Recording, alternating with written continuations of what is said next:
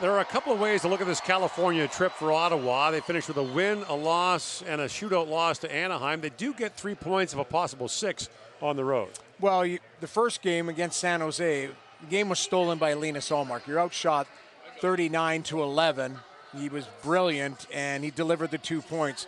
LA, it wasn't a spirited effort. You lose 5-2. LA is a team that probably, if you're going to lose one of them, you would expect that LA would be the better team on that night. I didn't like that there wasn't great pushback. Tonight there was pushback. To me, there was emotion. The captain was a terrific leader, found the back of the net a couple times. I thought Linus Ullmark made some great saves. So you can look at this road trip, if it's glass half empty, maybe not. I mean, 3 out of 6 points. You would have liked to see, if you would have gotten the extra point here in a shootout, all of a sudden that's a successful California trip. But kind of just okay. 3 out of 6 points, and you've got to find a way to keep pace in the Atlantic.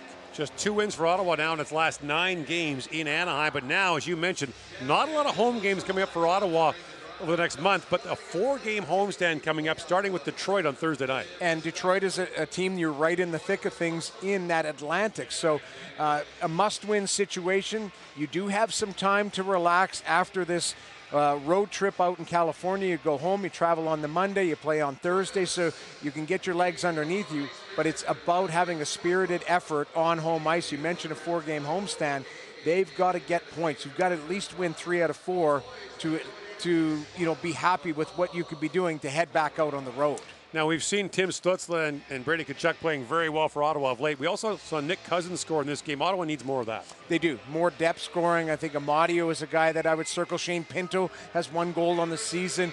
To me, he's been a little bit around it, but still snake-bitten. So Cousins finds the back of the net, his first in 14 games. But I would like to see a little bit more. Ridley Gregg has struggled to find the back of the net. When you're looking at the top 6, they're fine as far as production, but it's that bottom 6 that you're wanting more from. You got one from Cousins, but you're going to be looking more to Pinto, Gregg, guys like that. Amadio, can you be difference makers? Ostapchuk needs his first goal at some point.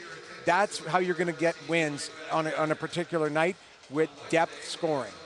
Now, Detroit left a point in the table, lost a late lead to Vancouver on Sunday. Yep. The Red Wings and Ottawa will meet for the first of 4 meetings on Thursday. Do you think it comes down to those two, one or the other, getting in? Oh, I mean, Buffalo I can't sleep on as well, because Buffalo's played very well lately. Now, we don't know what's going to happen with Boston. Boston, I think, is waking up a little bit. They won today 6-3.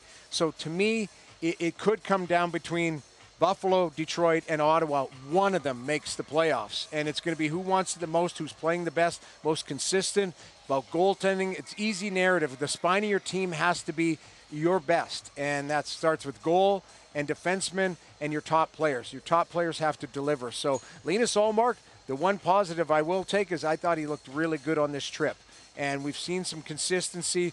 Made a couple huge saves to keep his team in it at a critical time here in Anaheim. So that is one positive to draw off of, if he can get into a groove and give you that type of goaltending that you have wanted, and that's why you traded for him. Trevor Zegras has been much maligned here in Anaheim, but he's very good at shootouts.